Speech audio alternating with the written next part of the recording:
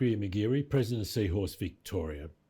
My guest tonight is Saara Lamberg, Finnish Australian writer, director, film producer. Welcome, Saara. Thank you. It's very exciting to be here. What I'd like to know is, when did you really get interested in filmmaking? I was always a performer and actor, so that was from when I was very, very small. And I was very fortunate to do some theatre early on with my mother, who was acting in this was theatre rather than film. So I was a 7-year-old little person acting with adults, and for me that felt like such a privilege because they were taking it very seriously, and they were very passionate, and I got to work with them. And then going from there, I became a part of different theatre groups with other kids, and I was a little bit frustrated because I wanted to be very serious about my art, whereas other kids were just playing. Yeah.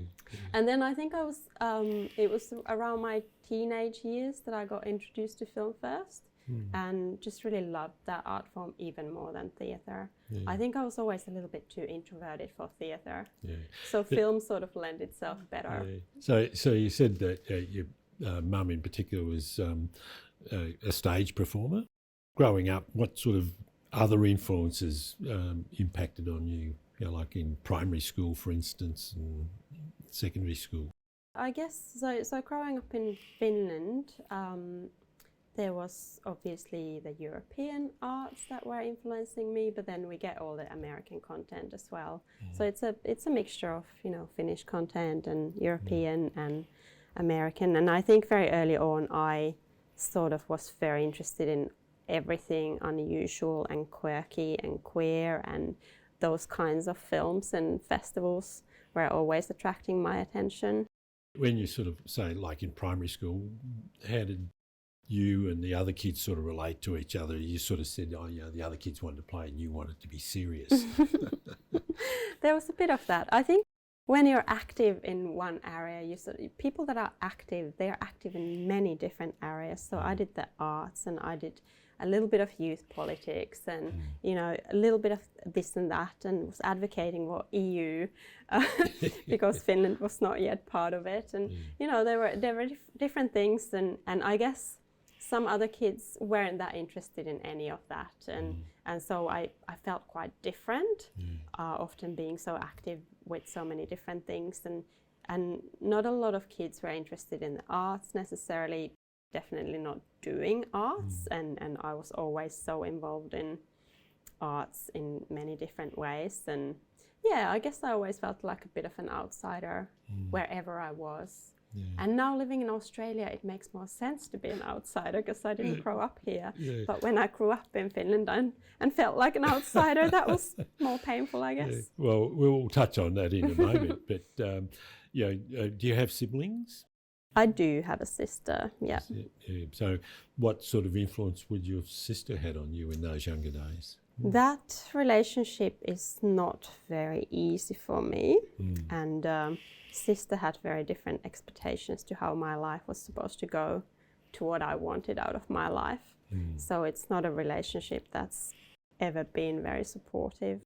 With your parents, like outside the theatre, what were they like in the influences that put upon you, like in sense of your own identity, as it were? Mother in particular, I think, was very supportive of everything I wanted to do and was very progressive, was an activist like myself, involved in many different things in society, and just gave me a good start of life where I felt like I could do those kind of things. Unfortunately, I lost Mum when I was a teenager. She had an early onset dementia and became a shell of a person, and that was a very painful experience that has, I guess, informed who I am as a person ever since. But the foundation was there in terms of, these are the kinds of things you can do. You can sing, you can dance, you can act, you can write.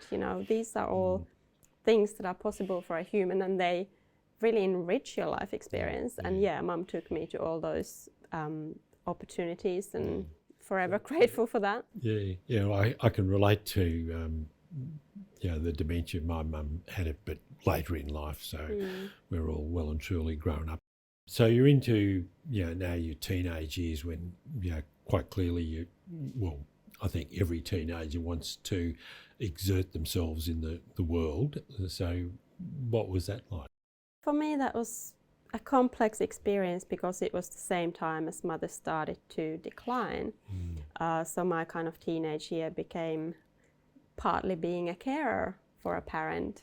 So that was, I guess, another experience that has made me into who I am. But yeah, there was a lot of excitement, obviously, about learning about the world and learning more about who I am, how I fit in the world, learning about my gender and my sexuality. But then, this very, very difficult and painful thing that was happening at home. So yeah, it was a very complex time.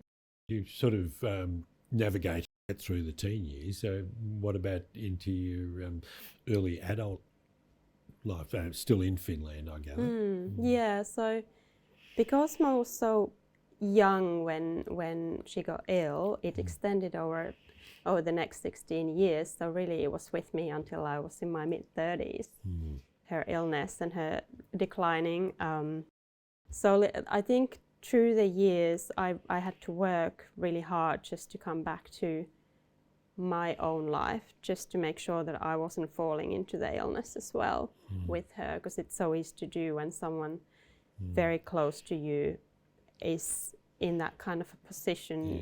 That all-consuming... It's very all-consuming craving and depression and low mood and all of those things. But then I think because Mum had been so strong in giving me those foundations of art, I also always felt like to honour her, I really have to keep pushing that side.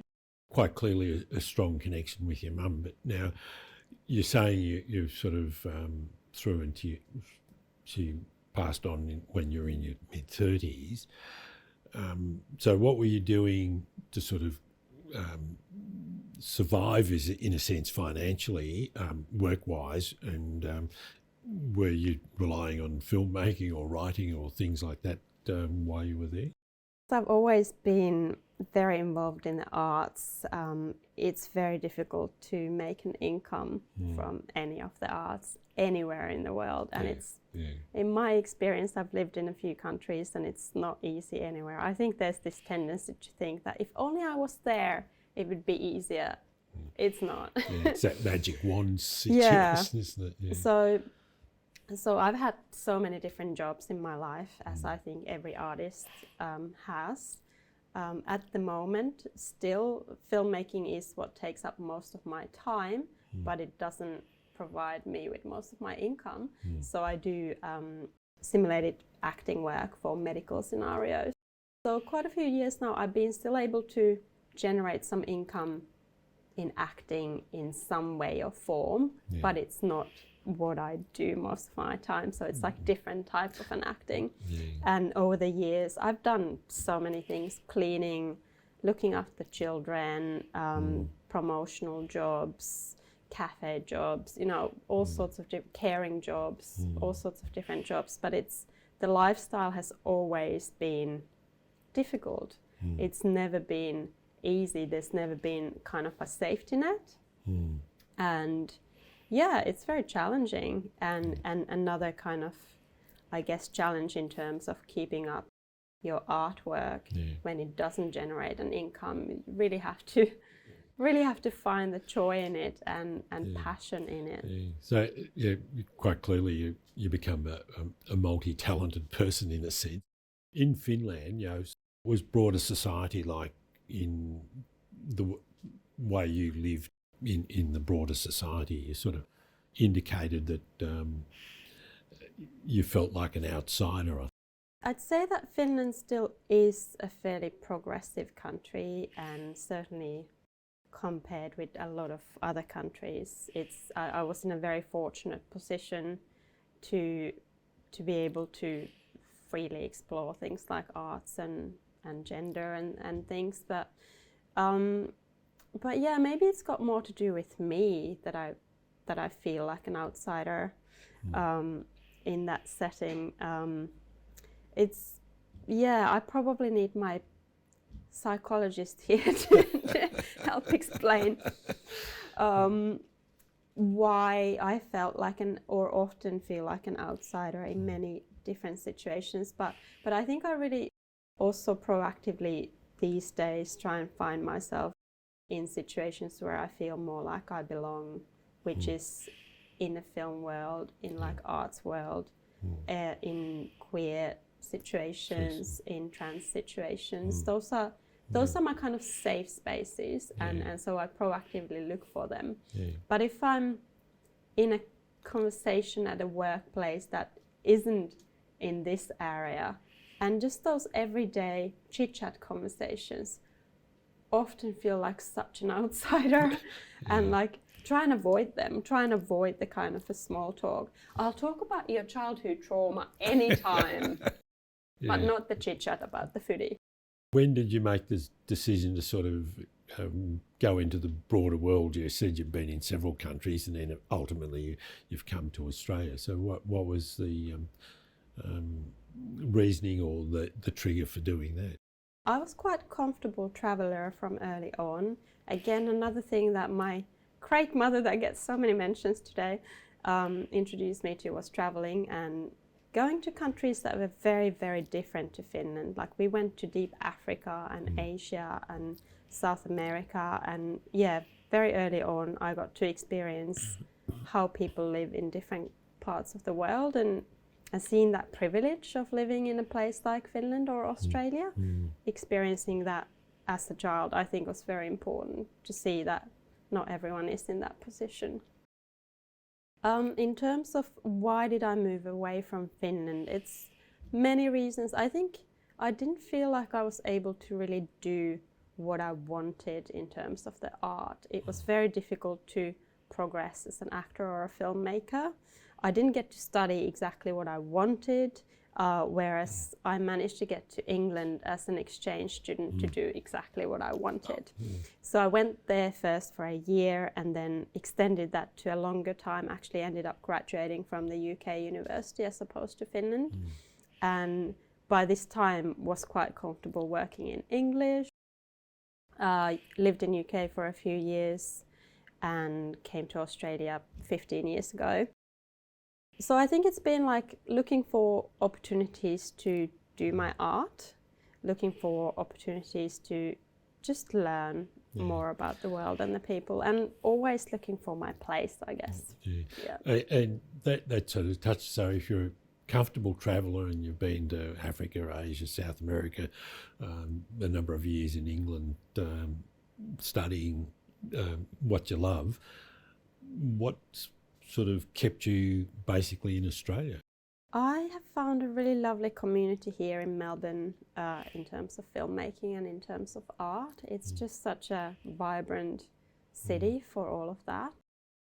I'm not sure if I would be equally happy if I was in Sydney, for example. I don't know. I haven't really lived there. I have lived some little times in Adelaide, and that's also quite a lovely city. But I think Melbourne in particular, just it just offers so much for the artist, and there's so many different social groups that I feel very comfortable in, and that's basically kept me here. And there's definitely benefits of being so far from my childhood trauma and my childhood family. Now that mum is gone, like there's still people that I miss from Finland, but there's definitely other situations that I'm quite happy to be removed from. Now that you're really comfortable in Melbourne and the filmmaking and the like, tell us a bit about the types of films and things, and more about the actual film career that you've had. I started off as an actor, but had studied film and television work a few years, and then brought those skills together. And I think it was 2015 made my first, maybe 2014 made my first short film, and made a few short films, and then progressed into features, and Innuendo, my first feature, came out 2017. And since then, I've released another 3 features, Westermarck Effect, The Lies We Tell Ourselves, and COMA. And they are all left of center, art house.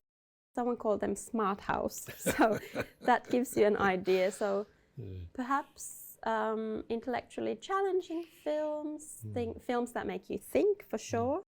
But I can't escape the kind of a dark humour that I grew up with. Being from Finland, I grew up in darkness. So that made my sense of humour very dark. But yeah, I think there are unique films, and films that when people see them, they often come out of the cinema saying, well, that was not at all what I expected, but I really enjoyed it. Well, that's a great compliment, really, isn't it, to have somebody say that. I gather that a number of your short films and feature films have sort of been in film contests or the like. So what's that experience like, submitting your work to a broader challenge, I suppose, of criticism? For me, I don't make work for myself. I have always been someone who needs validation and needs an audience.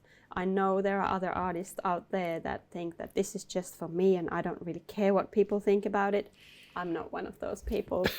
I definitely want to see how people respond to this work. I think it's also, it's the best way for me to express myself and my values and what I want to contribute to the world is creating art, creating films. So it's a very important thing for me to see the reactions, and when the films are screening anywhere, I'm always there. I'm in the room, seeing exactly how people respond to it. Whether it means that I need to see the film 20 times, it doesn't matter. But yeah, it's very important to be able to exhibit work at cinemas and film festivals, and I've been lucky enough for the 3 of my feature films to be released at the Cannes Cinephiles, which is the selection at their Cannes Film Festival, one of the biggest film festivals in the world. A smaller selection that runs alongside with the official selection. And obviously that's an amazing experience to be in the world of big films, but you're a very small fish in that big pond in that world. That sort of also help you with connections to other filmmakers? You usually meet other filmmakers, you meet festival directors and actors, producers in those situations. And look, most of the time they're very nurturing relationships. Of course there's a lot of competition and a lot of difficult things in film industry, and I think gender definitely affects how you get treated in the film industry, and that's another challenge, I guess, that I'm up against. But yeah, I think I always just come back to why do I do this work, my values, and that sort of keeps me going. And we mentioned right at the introduction there about being writer as well. So what aspect, and a director and producer, so what aspect of filmmaking do you really prefer? In terms of fun, I still love acting. It was my starting love was acting and performing, and I still love doing that, and that sort of, it feels quite easy, it feels fun, it's most joyous out of all the different things. But I'm really starting to like writing and directing, because that means I can tell my own stories. As an actor, I felt quite vulnerable in just being given something and not being able to explore those values that I spoke about very deeply. Whereas now when I'm creating my own work, I really get to do that. And producing, look, I don't love it, but I have to do it. Well, I suppose you would have to. Yeah, I think, again, my work being very left of centre, very unusual, it's very difficult to find a producer for that kind of thing. I'd love to hear from anyone if they want to help me. But in the meantime, I've been producing the work myself. I guess I've always been sort of good at organising people and practical and pragmatic, and that's helped. With all that experience you've had over the years, you kept on touching on throughout the conversation so far that you're exploring your identity. What sort of impact does that really help you explore your identity? I think filmmaking and any art is a great way of exploring that, because I think it is such a philosophical thing and such a psychological thing, and it taps on so many different areas that art taps into, and I think things like gender and sexuality can be such difficult things to understand even within ourselves, and words often fail us, whereas if you take a multi-arts way of looking at it, you can use words, you can use music, you can use image, and bring those together and use stories and metaphors and fiction. I find fiction a great way of understanding real life. It gives me this freedom to play in a way that if I just stick with the facts, doesn't give me the freedom to play. And I think one needs a freedom to play in terms of finding something. So in terms of finding an identity, playing is a great way of doing it, and I get to do that through fiction. When you got a backlog of experiences such as you've outlined today, is that weaving it into a story that you're drawing on bits and pieces from other people or other circumstances, and you can really weave it to a quite maybe a pointed sort of point of view in a sense that that nails exactly what I'm thinking. Being able to draw influences from other people, so I don't have to think that, you know, this is me and everything that I produce is about me and is so it feels safer when it's through other characters and through other people in my work that I explore all the gender stuff and everything that interests me in life. With all that body of work that you've got now, you're still exhibiting overseas or various exhibitions around the place? The latest feature film, COMA, is going to be on in a festival in France this October. And hopefully there will be other festivals for other films as well. And recently ran a festival here in Melbourne where I screened all my films. And I'm always looking for new avenues for people to see them. So always happy to hear from festivals or cinemas. And I find that people, when they find out about the work, they're very interested in seeing it. It's just sometimes difficult to convince the distribution that there is an audience for films like mine.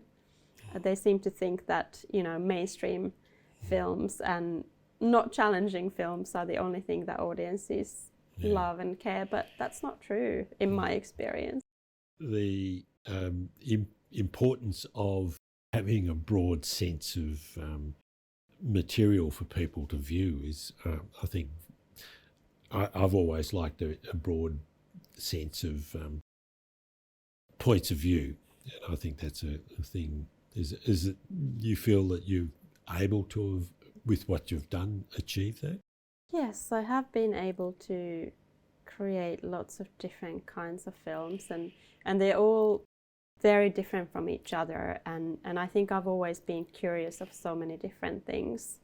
I've never been one to really fixate myself in one thing and just only learn about that thing. I like learning a little bit about everything around me, and then that interest might change and go into something new, and that's been wonderful in terms of creation, because that can be so free form and you can take influences from different places. Looking at broader life, I suppose, points of view from everything, you know, even for those areas that you might think, no, I don't really like it, but still using it for your creativity. I think humans are just my biggest inspiration. they're just so interesting. They're just so multi-layered, and I think you can take a human and you can examine that one human for years or decades, and there will always be new things. And then there's so many billions of those humans around us. Like, I'm just very curious to learn about the other, and I think in that play, then I learn something about myself. But it's really the other that I'm interested in, and I think that's also why I'm making films, because I get to explore and I get to study so many different people and so many different stories. And yeah, maybe I'm the writer, director, producer, because that's how things happen. That's how I can make sure that these films actually get made. But it's actually got nothing to do with me. It's about the world around me and the humans around me and me learning, and then putting that in a film form and showing that to other people so they can learn too, and we can have a conversation. And yeah, I'm just one of those people that's just curious about everyone. Saara, I think on that note, it's really delightful to hear your story and your filmmaking experiences, and finishing up talking about being human beings in many ways and the variety of us there. So thank you for joining us in the conversation tonight. Thank you so much. I'm Greer McGeary. My guest has been Saara Lamberg. Thank you for watching Ben TV.